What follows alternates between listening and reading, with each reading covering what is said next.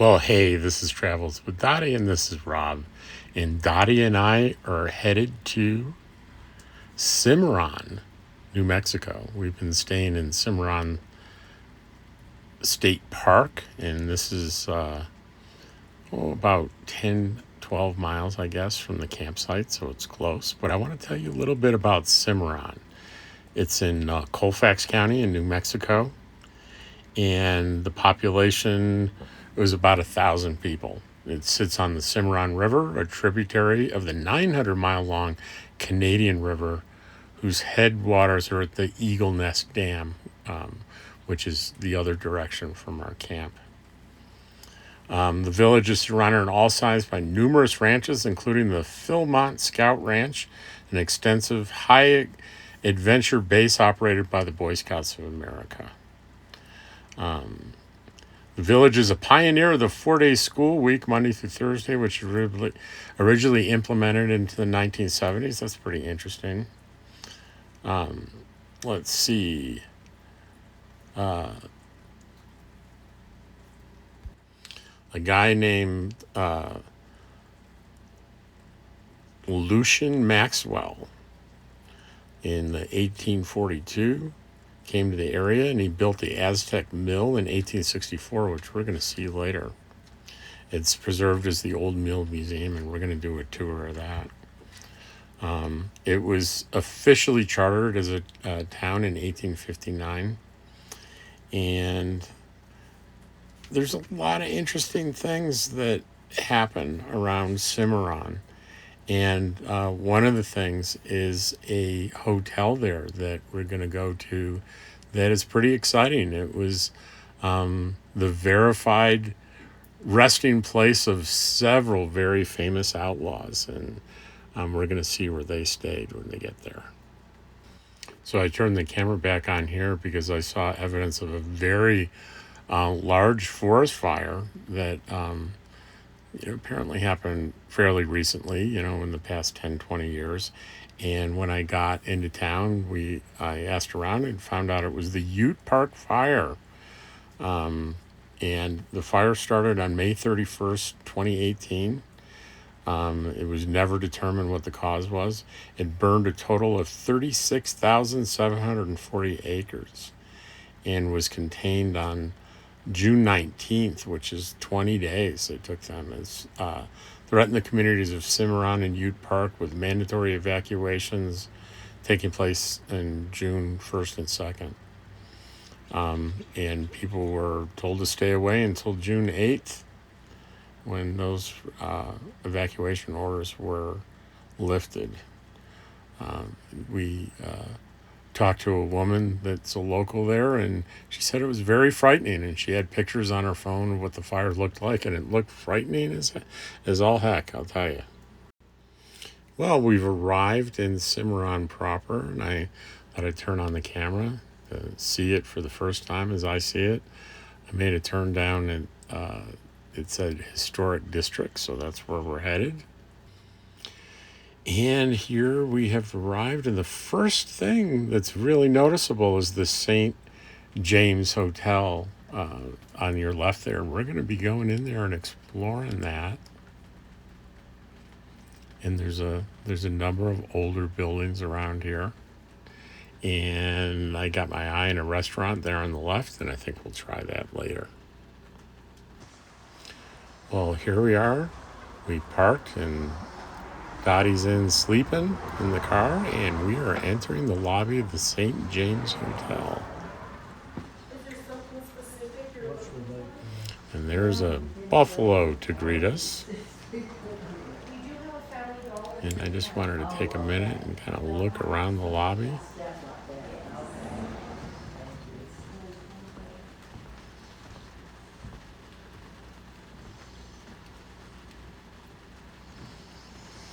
A lot of period furniture. Looks like an elk. That's the front desk there on the left.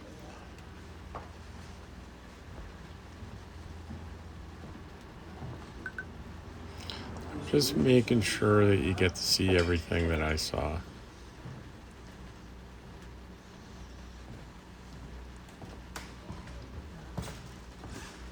The hotel was first built in 1872 on recommendation of U.S. President Ulysses Grant.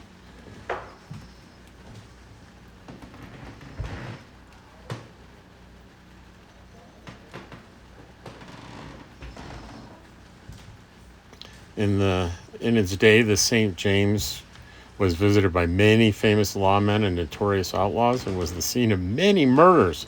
A favorite saint in the area became, quote, "It appears Lambert had himself another man for breakfast." And the usual question around Cimarron was, who was killed at Lambert's last night?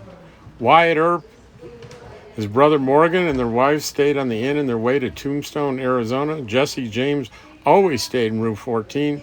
Buffalo Bill Cody stayed at the inn and took an entire village of Native Americans living nearby on the road with his show, The Outlaw Davy Crockett. A descendant of the original Davy Crockett killed 3 Buffalo soldiers inside the whole hotel's barroom in 1876. Other notable customers were Clay Allison, Black Jack Ketchum, and Annie Oakley. So I'm going through, that's Bat Masterson's room. I'm going through each of the rooms that famous people stayed at. And if you doubt their word, they have original guest registers in the lobby that you can take a look at. And you can see where these people actually stayed. I don't know about you, but this is the kind of thing I really am fascinated by. So I'm going to go through now every single room that I see that has a famous name above it. Jesse James.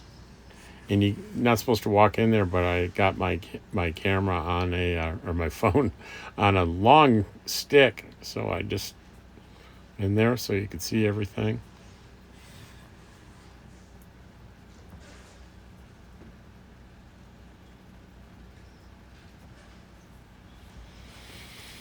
You know, you can stay here for a pretty reasonable price in any one of these rooms. And you notice there's no TV, no air conditioner. It's late 1800s conditions. I'd say it's real cool at night here. It's with the windows open and the ceiling fans going. It's going to be pretty comfortable. Now I'm going to head up to the second floor. I'm going to take you with me to see what's up here. See if there are any other famous person rooms in it.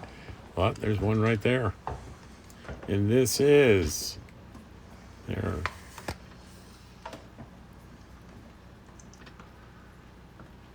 Very pleasant looking room.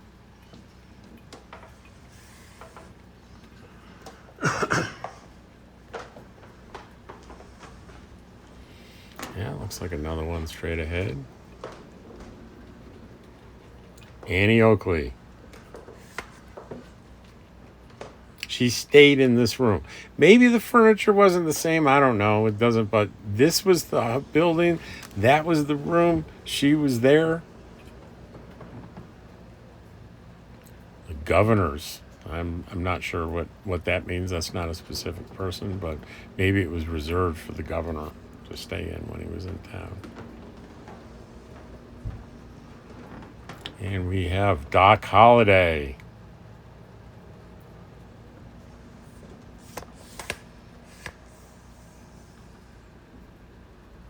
Doc Holliday stayed in that room.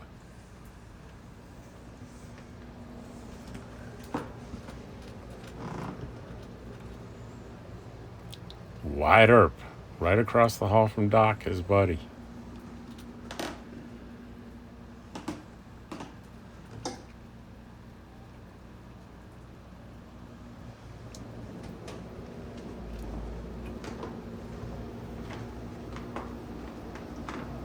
I can't tell you guys how much fun this was.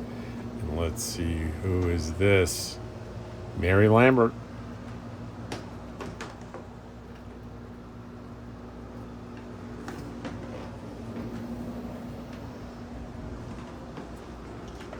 I think there's another wing down here we can check out.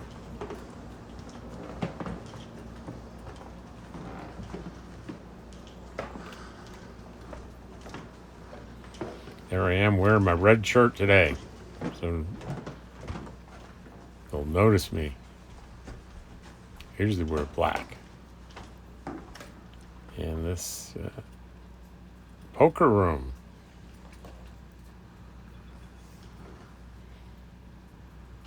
I bet Doc spent some time in there playing poker.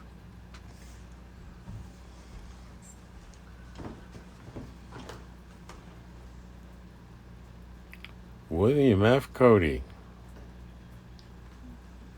This was his room.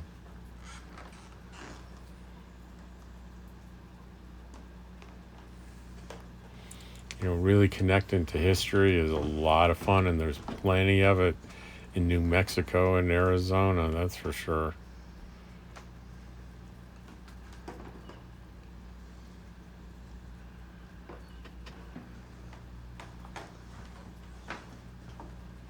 What we got here?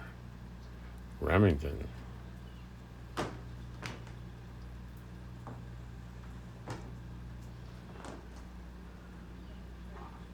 Fred Lambert.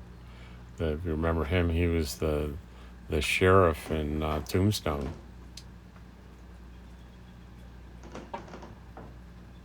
Who accidentally got killed by one of the cowboys. At least that's the way it was portrayed in the movie.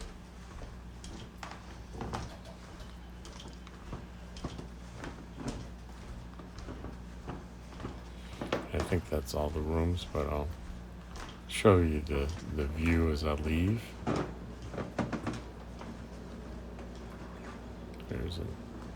There's a deer.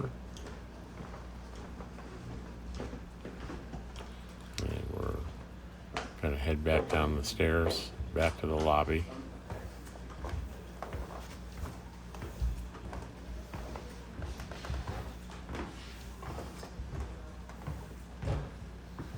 I think found out later there are a couple things I might have missed in the hotel here, but I was hungry. I wanted to get some lunch. And before I did that, though, I noticed a very familiar vehicle right there in front of this place. I didn't know what it was, gift shop, whatever. Turns out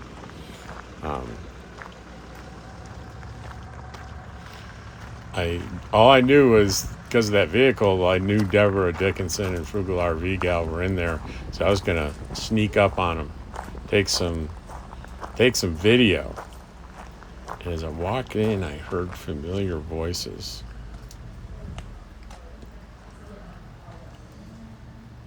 Oh yeah, they're there. They haven't seen me yet, and they're not seeing me because I'm sticking the camera around the corner, and with the big stick I've got. And it's a pretty long time before I actually have to step in and say something before they even realize I'm there. If they had looked up, they just would have seen a cell phone sort of in midair being held by a stick from around the corner. And that lady right there, she's the one, she's a local, and she was here during the fire, and she showed me some pictures on her cell phone of the fire. It was scary. Here I'm owning up to spying on them. Do you want to go upstairs? What's upstairs? More stuff? A lot more stuff. She's like, don't ask me that. Oh, look. There's a book. Pay attention to that. You can see. Yeah. I mean, people go up there and you can see. How much is it? Oh, there it is. 50 cents. Okay. There for the museum. I'm just stalking these two women. Hey, wait a You found us. Well, they had been downstairs, so they said, hey, before we go upstairs, why don't you go check out the basement? So that's what I did. Kind of rickety stairs. The whole building's filled with these period artifacts, every one of them donated by somebody.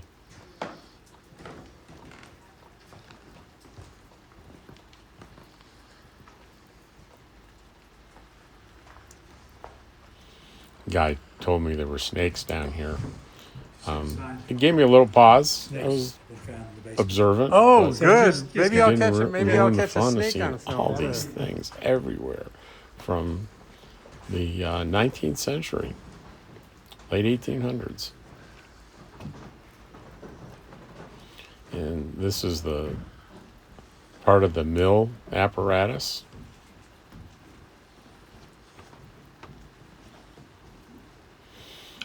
Things are slowly starting to dawn on me here as I'm walking through. Okay, this was originally a mill. It's a museum now, and I'm starting to understand. But it's always so much fun to be in these places and see the things that were on Earth with those people that we've heard about, and people that we never heard about that lived through this pretty interesting time. You know, the railroad was evolving, so that kind of transportation was changing the world. Telegraph poles were being put up, and it was a communication revolution.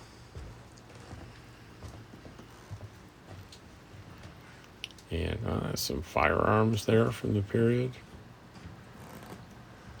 Again, these are all authentic artifacts from that period, donated by individual people, just through their generosity. That was showing the area of that fire I was talking about.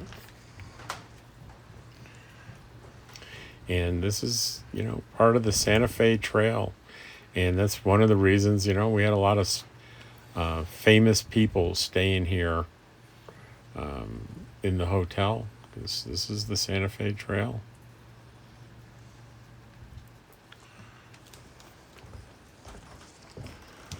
So we got lots more to see because there's a second floor and a third floor. So we're going up the rickety stairs.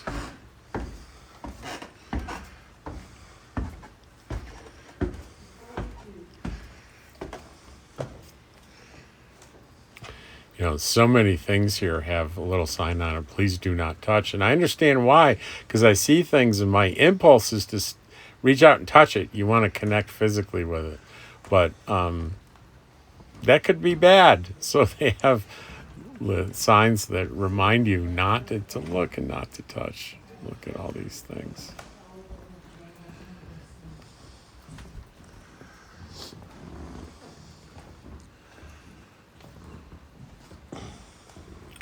There were several old phonographs. Lots of documents, books.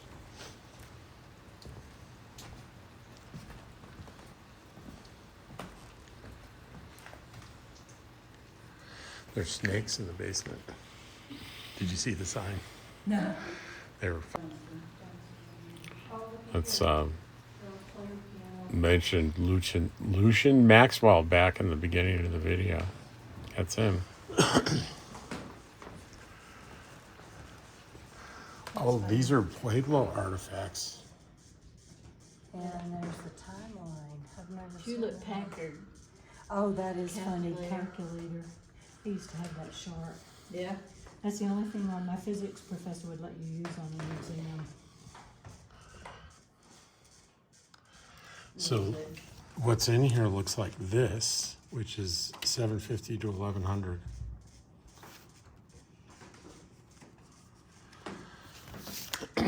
Notice we're also talking about like Hewlett Packard. There was another case over there with artifacts from the 1970s. It's quite the mixture. It's fascinating. Calculator right there. That's the only calculator my physics professor would let us use on exams. And now it's in the museum. That's what I was gonna say. Now it's in the museum.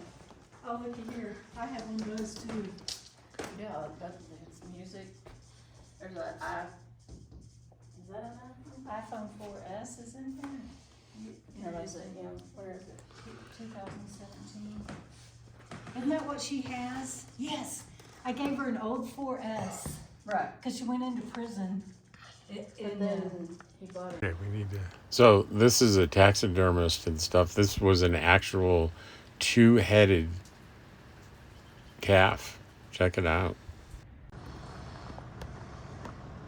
And that is why Cimarron's ranch land.